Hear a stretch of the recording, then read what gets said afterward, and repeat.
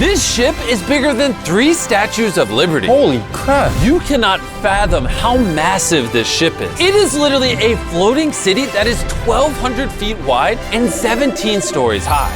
And it fits almost 10,000 people.